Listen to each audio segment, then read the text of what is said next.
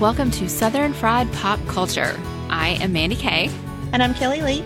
Each week we're going to talk about our experiences of Southern culture through the lens of stories that are set in the South, feature Southern characters, or are Southern flavored in some way. And on this show, our structure comes from our amazing theme song written by our friend Jozi Bentley. So we'll talk about the movie in 3 different parts: Southern culture in general, the bless your heart or problematic moments, and the things we loved that make us tickled pink. This week we're talking about the 2005 movie Walk the Line, starring Joaquin Phoenix, Reese Witherspoon, Jennifer Goodwin, and Robert Patrick, about the life and music of Johnny Cash. Directed by James Mangold, the screenplay was written by Gil Dennis and James Mangold, based on Johnny Cash's autobiographies. The IMDb genre is biography, drama, and music, and the tagline for Walk the Line is "Love is a burning thing," which may be my favorite movie tagline so far. It is pretty great. Yeah, it's pretty good. And I've had Johnny Cash songs stuck in my head for 3 days now, so... I get Johnny Cash songs stuck in my head on a regular basis anyway, but okay, definitely after watching this movie. I don't. Surprisingly enough, growing up in the South, I did not grow up on a diet of Johnny Cash. Oh. Even though my granddaddy loves like classic country, or did before he passed. And so I would go visit him and hear him talk about all these stories about how he got to go see concerts and certain music that he liked. But for him, it was more about telling the story than it was listening to the song. Oh, I see. And so I got lots of stories, but I never really listened to much of the music. I always did. Pretty much the only thing my dad and I have in common is music. And when I was little, I spent a lot of time riding around in the truck with him, sometimes for the entire day.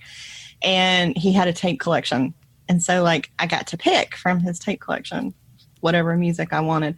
But he brought me up on stories of the singers, like most kids are brought up on stories of Jesus.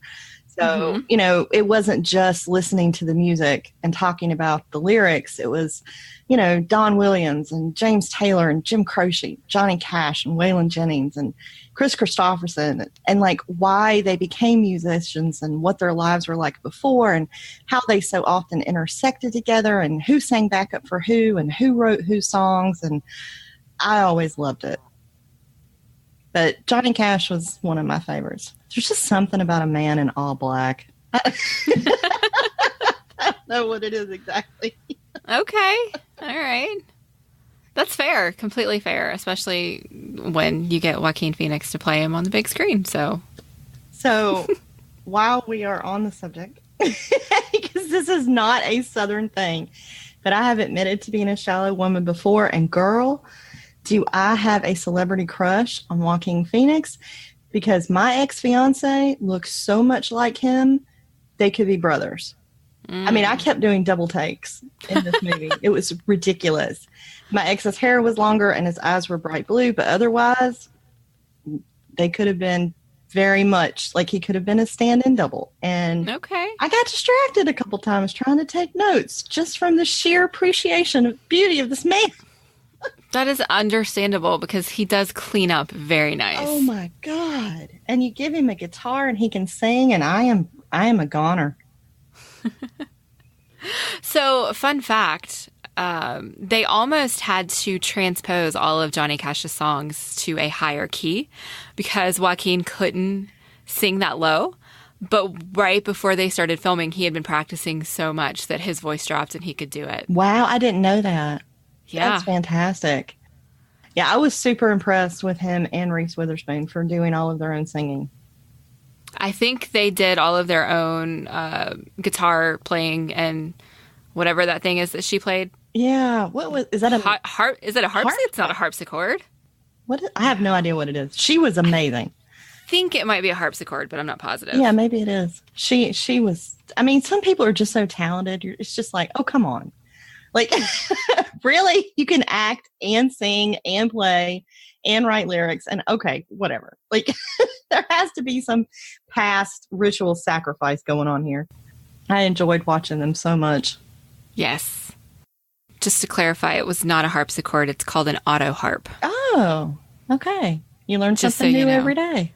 Yeah, I didn't know that, I but didn't now I know do. that either. Very good. I have no All desire right. to learn how to play one. That thing looks uncomfortable. Oh, good Lord. And it had so many strings. Yeah. That does No. not look like fun at all. But I loved the music in the movie so much that I kept getting distracted from taking notes about the story and like having to Okay. rewind and go back because I got so caught up in the music, especially in the Yes. musical performances because they were so great. And I cannot believe it took me this long to watch this movie because like, it's Johnny Cash for crying out loud and amazingly talented actors and such amazing musicality. So it was depressing as hell, but I'm really glad you had me watch it. Oh my God. So depressing. Do you have any more of the Southern Experience stuff, or can we just jump right into Bless Your Heart? It was very, very sad that like my favorite Johnny Cash story did not make it into this movie. When he sang Sunday Morning Coming Down, which Chris Christopherson wrote, he performed it on the Johnny Carson show.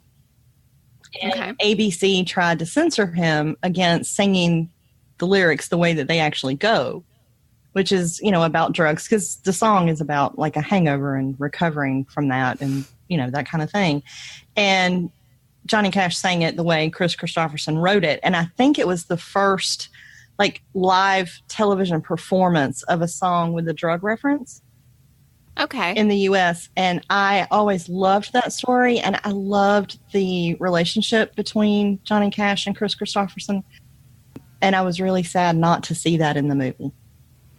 Yeah. So it's not a bless your heart because of the timeline that they followed, but I got so excited just for 1 second of Waylon Jennings that I was dying to see Chris Christopherson. Oh, okay. Okay. That's about it. So yes, bless your heart. Begin the blessing, Mandy Kay.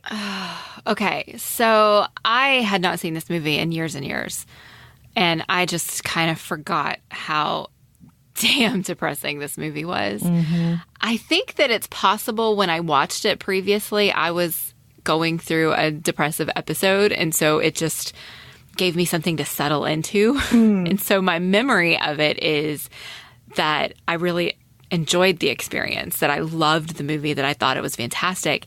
And this time around, I was just like, there is nothing happy that happens in this whole movie. Mm-hmm. There is not one single happy person in this movie. Yep. And it was so hard to watch.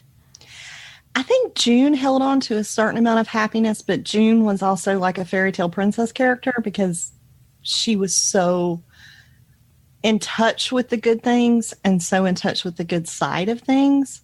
Mm-hmm. But yeah, this was not a movie about happy people. No. But why did they have to make Viv so unlikable? Yeah. I felt so bad for her. I felt awful for her, but they made her, like, nothing good came out of her mouth. She was never supportive. She was never happy. They made her, and I'm sure this is not true because nobody is really like that all the time. Mm-hmm. They made her, like, ungrateful and selfish. Yeah. Did you get the sense that, like, when they first got married, she thought the music thing was like a phase he would outgrow? Or, like, she didn't really understand what it was to him or what it meant to him, because it seemed to me like she was just waiting for him to set it aside, mm-hmm. And be the kind of husband that she wanted. And that's not the person that he was. Right. But when you wake up and realize that and you're at home and married to him and you've got 2 kids, like, that's just a terrible place to be. Mm-hmm. And I felt so bad for her, like having to put up with the fan mail from the girls in the bathing suit and, having to put up with him being gone all the time, and which I don't know, can be both a blessing and a curse, I guess. But when he asked her, what do you want from me? And she says, I want you, John. It seems to me that she wants him minus the music, and the music is part of who he is. And it just struck me as incredibly sad. Yeah, that's definitely the way it was portrayed in the movie. Yeah. Because from our perspective, he did dabble with music a little bit when he was a child, but then we got to see him when he was asking Viv to marry him when he was in the Air Force. You know, this wasn't something he had been doing. And it sounds like maybe that was something she didn't sign up for, that she didn't understand was part of his life, and she just never got it. Yeah. It just manifested so bratty, that's the word. He told her, you know, he's like, I'm going to be on the radio and we're going to make a family and I'm going to marry you. And I think all she heard was, I want to marry you. Yeah. You know, and that just truly understanding how serious he was about that didn't break through to her. Mm-hmm. You know, and so then she's living with wanting him to be someone he's not, and he's living with the disappointment of her living with him being someone that he's not. Right. Now, he was horrible to her. I'm not excusing that. But I just felt sad for both of them. Yeah. Yeah. I mean, I'm not saying that Viv herself is something in my bless my heart section. It's just the way they portrayed her. Like, they made it, oh, God, I hate to say this, but they made it seem like it's okay that Johnny cheated on her because she was just a nagging harpy that was at home. And so, of course, he was going to go cheat on her and then eventually end up with June. Right. You know, it was like they set it up as if she's the bad one and June is the good one. So we're going to root for June. And love and marriage is way more complicated than that. Yeah. And I was rooting for June to be June. Like, we see them, you know, get together at the end. First of all, you remember how much I hated the Walmart wedding in Where the Heart Is? Yeah. Okay, I hated this proposal more than that. You do not propose on stage in front of a bunch of people to a woman who's already told you no 50 times. Right. But I didn't want her with Johnny. Johnny doesn't deserve her. And I wanted to see her come into her own and find her own kind of happiness without him because, you know, she was in the position of saving him, and that is not what you want to build a marriage on. Right. So I felt really terrible for her because, you know, she's going to try. She's going to try to be everything for everyone. You know, she's trying to be a performer and a mom and put up with all the judgment that she gets from people and be a good daughter and take care of him. And I'm like, honey, you are a raw force of talent in and of yourself. And I don't think she gets enough credit for her role in the lyrics and the music of some of his most famous songs. I had no idea she wrote Ring of Fire. Oh, yeah. And if you look at the credits, if you look at that song online, it'll say it in tiny print at the bottom. It'll say Ring of Fire by Johnny Cash. And then in tiny little letters, lyrics by June Carter and Johnny Cash. She doesn't get recognized for that, you know? Yeah. And I'm willing to bet that probably happened with more than just that song. So being someone's muse and someone's caretaker all the time does not let you step into your own voice and your own talent. And I wanted that for her more than I wanted that for him. Right. I find it interesting that this is the period of time that they chose to focus on for the movie and that it ended where it did, like right after they got together. Mm-hmm. Because when you think of Johnny Cash, you think of June. And when you think of June, you think of Johnny. You think of this epic love story. I mean, there are songs written about them. Right. And we don't really see any of that. We don't see the lifetime of love that they shared. We see the storm that got them there. Right. Which is good, but I feel like we needed to temper some of that darkness with some of the good. Oh, yeah. And I wish we had. Yeah. Because it was dark. Oh, it was super dark. There were parts of it that were hard to watch because it always seems to me like you have this constant conflicting war between amazing creative talent and absolute personal destruction. And I hate seeing the dark side of that win. And it seems to win so much. Yeah. You know, and that's kind of how I felt watching this. Like, well, it started off that way, right, with Jack. Because every time there's a wonderful brother in a Southern movie, you know he's going to die. You know it's going to be horrible. And I was like completely falling in love with those two boys. And I'm like, Jack is not going to make it. This movie is going to break my heart. And sure enough, that is what happened. Yep. And I hate it. I just hate it. And I hate that is so true that it becomes woven into stories, because you can't write about these kind of lives without including it. But I really wish it wasn't the case. Yeah. Well, but he wouldn't have had the life that he had if his brother hadn't died at that point. I think it was the trauma of that and the consequences with his father that drove him to some of the darkness that he experienced. Absolutely. And I guess I don't like that necessarily being the source of his music. And it seemed like it was, and maybe it was. I mean, but surely that kind of inspiration can come from another place. It can.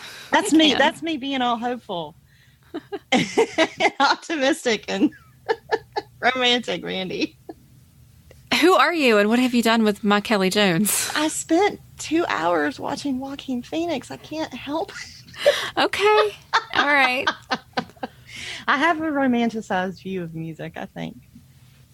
Oh, I do too. I love music movies. I love just listening to music. But this one was just different. It was. It was difficult. It was bad. So I know you have other bless your heart points. What's your next one? Why does the judgment of divorce always fall just to the woman? Yeah. Right? I mean, June acknowledges that a couple of times in this, when Johnny is propositioning her, essentially, he's trying to kiss her and stuff. She says, I just went through a terrible divorce. I got a world of judgment on me right now. Because she knows that people are looking at her and they're already frowning. And so she just can't do anything else that might possibly bring judgment on her. And then when she gets confronted in the store by that awful, awful woman who just, I don't even know why that woman would even go to the show, honestly. Right. But she accepts it. Her shoulders fall, her head hangs, and she just says, I'm sorry I let you down, ma'am. And it just infuriates me. And the audacity of that woman to feel like she has the right to criticize her like that in the first place. Like that kind of cruelty is just so, it just infuriates me. I was very upset. And then coming right off the heels of that, at that very same concert, is when Johnny pulled her on stage and made her sing Time's A-Wastin'. Yeah. God, that song is wonderful, and I love listening to them sing it, but she is sitting there telling him, no, I don't want to do this. It's inappropriate. I wrote the song with my ex-husband, who I'm still being judged for having a divorce. I can't I can't do this. And he's like, nope, we're going to do it. Right. And then he kisses her on the cheek in front of everybody. Right. Yeah. Johnny needs some boundaries. A lot of boundaries. A lot of boundaries. And he needs to learn the meaning of the word no. Yes. Yes. So I think that covers most of my specific points, other than the whole movie. Really depressing. I mean, it's a good movie. Don't get me wrong. Yeah, it is a good movie, but you have to be prepared. And I wasn't prepared because my memory of it was just, oh, it's a movie about country music. It must be wonderful. No. I guess I was prepared because I know the story of Johnny Cash's life. Yeah. But it was just a harrowing kind of movie. Yeah. And for me, like just this constant cycle, cruelty and violence of fathers, and how that goes on in cycles after generation, and how much it's tied to poverty, and the women who are stuck being the moms and wives in those situations. And it's just heartbreaking to the point that you almost become immune to it, And I hate that. And, when Jack got hurt and Roy threw Johnny in the room without even telling him what had happened, how much can you possibly over traumatize a child over something that was already horrible and traumatic? Right. And then yelling and screaming that the devil did this and he took the wrong son. And I'm just like, oh my God, I can't even, this is just. Oh yeah. That hurt my heart. Yeah. It's just awful. And that just killed me. But watching Johnny Cash start to crash into drugs and anger and violence and madness, it's heartbreaking, and that battle of addiction and violence raging against innate creativity and talent. Mm-hmm. I don't know. I don't even know how to express how much it bothers me that it feels like the two have to be connected. And I really, really do not want them to be. Well, but they don't, because if you look at this movie, even the juxtaposition of Johnny and his family and June and hers. That's true. Because June had the same talent, the same, okay, not the same. It's different, but they both have extraordinarily amazing ability, and they're both extremely talented, and they both have this creative streak, and it just comes from a different place for both of them. That's very true. And she did seem to have a much better relationship with her parents than Johnny did with his. Oh, definitely. But the whole movie seemed to me to just be like the musical journey of a man who escaped from one kind of prison and ended up in another. There's just something incredibly sad about that. Yeah, I really hope that the 35 years that he had with June after the movie ends, he did get happiness and peace. I hope so, too. I don't know. I hope he did, and I hope she did. Yeah, so now that we're all sad, yeah. Do you have anything that tickled you pink? I do, actually, shockingly enough. Mm-hmm. Reese's performance the whole way through was amazing.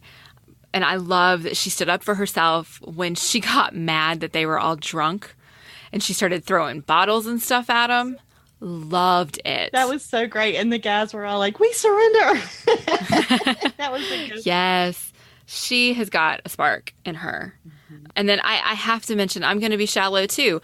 The dress that she's wearing when we first meet her, that pink one where she gets tangled up in his guitar strap. I want that dress. It would look adorable on you. It was adorable on her. Yeah, it was. And I did love it when she yelled from behind the stage, I got tangled up in Johnny Cash's guitar strap. Yeah, it was good. It was good.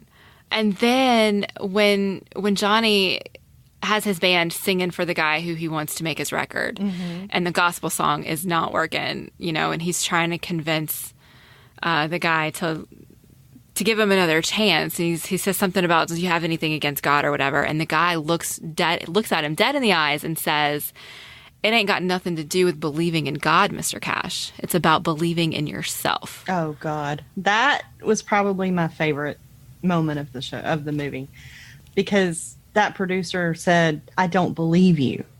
Right. If you were dying and you could pick one song to sing you up, that's the kind of song that saves people.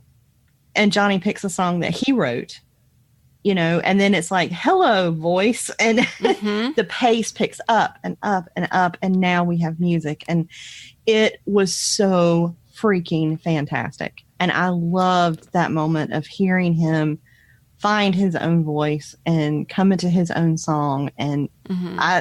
It's probably my favorite moment of the movie. Yeah, I think that would probably be my favorite, because that's the one to me that had the most impact, because that was finally somebody speaking Johnny Cash's language, right? And telling him, be yourself, not who you think people want you to be.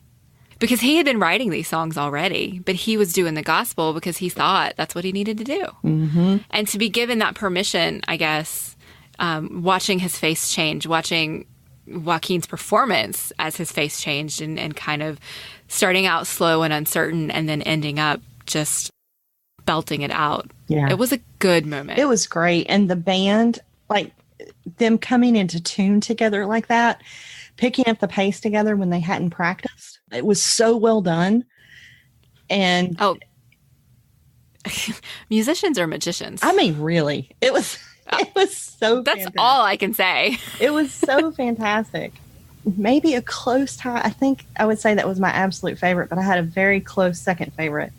At the very beginning with Jack and John, these sweet little brothers, and that little boy just loving his radio, and asking Jack, how come you're so good? You know every story in Scripture. And Jack said, you know every song in Mama's hymnal. And Johnny said, songs are easy. And I was like, and here we have multiple intelligences. Mystic the musical. And I was so happy. Oh, your little brain was just lighting up all over the place. I loved it. And I loved Jack's reason for wanting to learn all of the Bible stories, because he wanted to be a preacher. And he said, you can't help nobody if you don't know the right stories. And I felt later that Johnny had learned that lesson, you know, as a musician. You can't help nobody if you don't know the right song. Yeah. And we saw that, you know, when he came, like his comeback album, and he decided to record it live from a maximum security prison, which I loved. And the warden told him, you know, hey, don't remind the prisoners that they're in prison. And Johnny said, what, do you think they forgot? He belts out the song that is the song they need to hear. Yeah, absolutely. You know, and so I really, really like how that came full circle. Yeah. And I like him sort of in search for his name, the same way that he was in search for his voice. Going from JR to John to this public figure of Johnny. I really like that. But I kind of think Reese Witherspoon stole the show. Yes. And when she described his sound, steady as a train, sharp like a razor, I was like, oh yeah, that is perfect. That is Johnny Cash. And I really loved her just as a character. But any woman that travels with a suitcase full of books, my girl. Right. And when she said, whenever I finish a book, I give it away to somebody. But probably my favorite lines from her was the first time that he tried to kiss her. And she calls him out on it. And he says, it just happened. And she's like, right. You wear black because you don't have anything else to wear. You found your sound because you can't play no better. And you kiss me because it just happened. You should try taking credit every once in a while. And I was like, I love this woman. Because, hell yes, own your voice, own your desire, and don't kiss someone unless you damn well mean it. And I really liked her pushing that back on him. Mm-hmm. I thought it was great. She was much stronger than you expect her to be. Mm-hmm. Yeah. And when he crashes so hard, and then he goes to her, like, drunk off his ass, asking her to marry him again, and she says no, but she tells him, start loving yourself so we can go back to work. Like, if you want to show me you love me, get your shit together. And I thought that was really good. I think that she was fantastic. And then my last tickle pink was the repeat of Johnny dressing all in black. Because at first we have Viv telling him, you look like you're going to a funeral. And he says, maybe I am. And then the record producer at the end, when he's going to perform at the prison, you know, says, you look like you're going to a funeral. And he says, maybe I am. Mm-hmm. And I really, really like that, because what he thought he was burying in both cases were so different. Right. You know? And I like Johnny standing up to them and saying, I'll be at that prison on January 13th. You can listen to the tapes. Right. When he told the prisoners, y'all are the best audience we've ever had. And then he smashed that glass of water. This is why I love this man. I can't help it. So I'm getting the sense that this movie was right up your alley. I mean, it was incredibly depressing, and I didn't buy this as a happy ending. You know, I felt incredibly bad for everyone involved, but it's definitely my kind of story. Mm-hmm. You know, it speaks to me on a lot of levels. And I think it was an honest movie. I don't think it was a happy one, but I think it was an honest one. I can definitely agree with that. It had a story it needed to tell, and it told that story. Mm-hmm.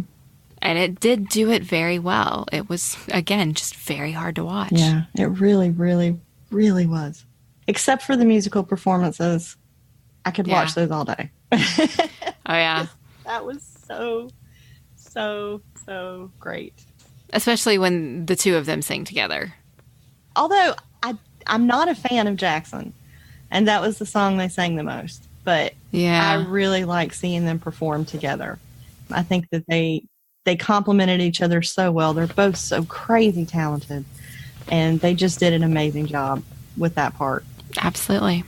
And I like the fact that so much of the movie is based on Johnny Cash's autobiography, because he was honest about a lot of this. You know, he didn't sugarcoat his life. Mm-mm. And I think that also takes a certain kind of courage. And I thought that it was just really neat to kind of see how much of this came from his own perspective and how much of that perspective was represented in his music. Like the one song about the get the rhythm when you have the blues, you know, that was inspired by watching the young boy and the older man shine people's shoes, and like how they were in perfect rhythm and sync and made almost a dance out of it. And someone like Johnny Cash sees something like that, and he sees music, like he sees the song in that. And that is a kind of magic that just amazes me. So I really like seeing it on screen in this movie. Well, I'm glad you enjoyed it. I'm sorry you didn't. It's not that, well, it's a good movie. It's a well done movie. It's wonderful performances. It just left me feeling upset. Yeah. I was grumpy when this movie went off. Oh. It kind of affected me deeply in my core, which I guess is another sign of a really good movie, because I certainly wasn't ambivalent about it. Like it had an effect on me. Mm-hmm. Well, and I think that music does that too. Like it may not be a happy song, maybe like an utterly devastating song, but sometimes we still need that, you know, and we turn to that kind of music when we need it. And I think sometimes we turn to these kind of movies when we need them.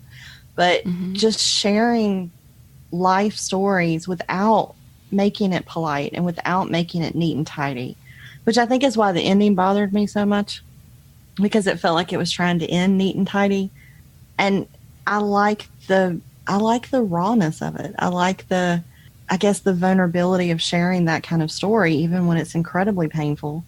And I would imagine incredibly shameful to write that kind of autobiography. But having the courage to do that anyway, you know, having the courage to put yourself in your work, whether that's music or writing or painting or dancing or whatever it is, I just have so much respect for people who are strong enough to do that. Mm-hmm. Where would you have chosen to end the movie? Like, what part of his story would have been the end for you? This would have been part 1 of 2. I wanted the second half of his life. Okay. I would have gone all the way through. So you would have stopped just before we realized that June and her family were there for him and he had a place to belong, so that we could tell that story in part 2? I think so. Okay. I think so. I think I would have ended at the prison with that performance. That was a perfect place to end this movie. And then pick up with the bus trip and everything that happened with June after that, and then carry that through. Okay. Because that definitely would have been too damn long for one movie. Because this was already a long movie. Especially when you decide to watch the extended cut, which is like 20 minutes longer. Oh my God, what did I miss in the extended cut? I have no idea. I don't know. But it was so long. Mine was 2 hours and 15 minutes. Oh, I think mine was like 2:30. Oh my God. 2:35. Like, there might have been music in there that I missed, Mandy. That is not acceptable. Oh, I'll have to go look it up and see if I can figure out the difference between the two. Oh. But I did not do that. I was just like, I'm going to watch this one. Oh, wow. I don't know that I have the heart to watch it again. I think I have to recover first. But yeah, if I do watch it again, I'll watch the extended cut next time. But talking about June and her family kind of brought me into like our other buckets, because this wasn't Bless Your Heart and it didn't tickle me pink, but I thought it was very moving to see like that Thanksgiving scene when John was trying to bring, you know, up that tractor that was stuck because his dad had said something about that expensive tractor stuck in the mud. And, you know, everyone's getting ready to leave because he's basically being a crazy man and being so destructive. And June's mother tells her to go to him. And June says, I'm not going down there. And her mama says, you're already down there, honey. But I couldn't decide if I liked it or not. Like, why is it June's job to save him? I mean, in a lot of ways it was great, but even he tells her, you should have left me. And I think, like, when you love someone who's on a destructive path, you want to carry that faith for them. But you can only carry that so far. And him, like, proposing when he'd only been clean for 6 months, it just felt to me like he was setting himself up for another crash. And I wanted him to be steadier on his feet before he tried to pick her up. Right. You know? But I loved that her parents stayed too. Like, they didn't leave her there to deal with it. They stayed and they helped, and they ran off his dealer with a shotgun. And like, yeah, I did really like that. Right? That was so good. And when he proposed to her on the tour bus after the prison concert, and she's asking him, you know, okay, how is this going to work? Like, what about my girls? What about your girls? What about where are we going to live? And he's typical man without a plan. And he's like, it'll work itself out. And she says, no, things don't work themselves out. People work them out for you, and you just think they work out. And I was like, hell yes. Exactly. So I'm just worried about her being in the role of the person who makes things work out for him, being in that role of constantly saving him. And maybe there's something to, okay, the love for this person will keep him on the right path, but he has to be willing to do that for himself. And I guess I didn't feel like he was quite there yet by the time we got to the end of the movie. Yeah, I think... So you said you weren't quite sure how to feel about June's mother sending her down to him on the tractor and her going. Mm-hmm. I think that's the point where I get really frustrated, because I'm frustrated that her mother is encouraging it at that point. Yeah. I mean, Johnny is clearly unhinged in that moment. And if I had a daughter, I would not be sending my daughter down there. Me neither. And so that just always gives me pause and makes me start to think, what do I really think about what's going on screen right now? I would not have sent my daughter down there. But if I'm being very honest, I would have gone. So I'm not sure what that says about me. No. I'm right there with you. But I feel like that moment would have been more relatable to me if June had made that decision herself instead of her mom sending her. Because that would have felt more like reality. Mm-hmm. And maybe, you know, this was... what, in the 50s, 40s? I don't know when this was. It was in the 50s. Sometime in the 50s. It when he was a little boy, it was in 44. So this was like 50s, 60s at this point. And so I understand that she was a proper mama's girl, and so that's really what she was doing at that point. But it would have made more sense to me if she had just gone. The only line that maybe saved it for me was her mom saying, "You're already down there, honey." Because that sometimes is how love works. Yeah. But I would have rather June said, like, if her mother had said, don't go down there, and June had said, I'm already down there, I would have believed that. Right. Because I know, like, as a woman in love, I would have gone down there. But I would not have sent my child. Mm-hmm. So I guess that was part of what bothered me. But I did really, really like that her parents stayed to help. Yes. Because he finally got to feel what a family is. Right. You know, and so we got from the detox to they were all at the cabin together. You know, his dad was there with the tin can phone with the girls. And, you know, it did give us kind of a very nice, neatly wrapped resolution. Right. And, which I liked. Yeah. And sort of. And I guess just in this case, I didn't want a nice, neatly wrapped resolution. Yeah. I just think there was so much more there. But, I mean, it was already a long damn movie, and I understand that they had to end it. Yeah. Yeah. They did. But sometimes you have such amazing, talented people that you make a 6-hour movie and you're breaking it to 2 parts. No, Kelly. No. No. Oh, well. No. Couldn't we have just had a concert with the two of them afterwards singing like all kind of fabulous songs that have nothing to do with... See, now that I wholly support. Okay. Let's do that. That would have been awesome. Yes. You could put together a request list.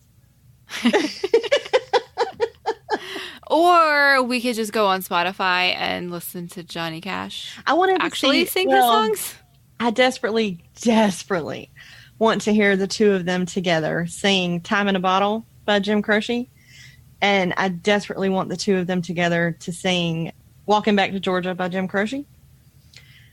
Okay. This would have delighted me to no end. It has nothing to do with the movie or the story. I just wanted to see the two of them perform those songs together. All right. I'm not familiar with those songs. Oh, they're so good. I'll take your word for Jim it. Croce is a master. Now, that is a movie we need. is the movie about Jim Croce. I don't know who that is. Oh, he was such a talented singer. He was amazing. He was amazing. And he died young in a plane crash. Right when he was getting like to the part of his music where he had come into his voice, and his songs were incredible. And he died way, way too young. But he was one of my favorite singers growing up, and is still music I turn back to all the time. He's got a song called Walking Back to Georgia about a girl in Macon. Oh, okay. I just love it. But his story, I would very much like to see made into a movie. That would make me incredibly sad because I would cry all the way through it, but it would make me incredibly happy if they made it into a movie. All right. Well, if we've got any screenwriters listening, get on that. There we go. That would be fantastic. Yeah. Call it Time in a Bottle. Y'all make that movie for me. So speaking of other movies, what are we watching next, Mandy? We are going to watch another Reese Witherspoon classic, Sweet Home Alabama. I love this movie. Not a sad movie. Not a sad movie. This is a movie that was made specifically to delight me, and I love it. I like it a lot too, so I cannot wait to hear your take on that. Okay, well, we want to hear from you. If you would like to join the conversation on Twitter, you can use the hashtag SFPop. Tell us about your experiences growing up in the South or how you felt watching Walk the Line. You can find me on Twitter at Mandy K, or you can email us at podcast@eloquentgushing.com. And you can find me on Twitter at Dr. Kelly Jones or on the Still Dead podcast with Lonnie Dunn Rich.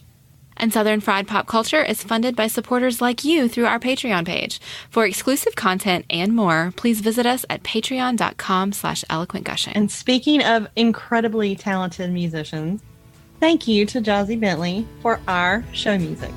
And thanks, y'all. As always, thank you, Jozi. You wanna hear just what I think, but I don't walk around tickle pink. I've got a lot to say about today's modern art. There's stories and there's counterpoints, and I have got my unique voice. I'm a professor who says bless your little heart.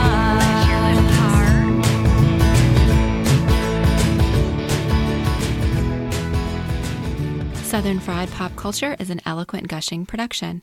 For more information, please visit eloquentgushing.com or visit us on Twitter at eloquentgushing.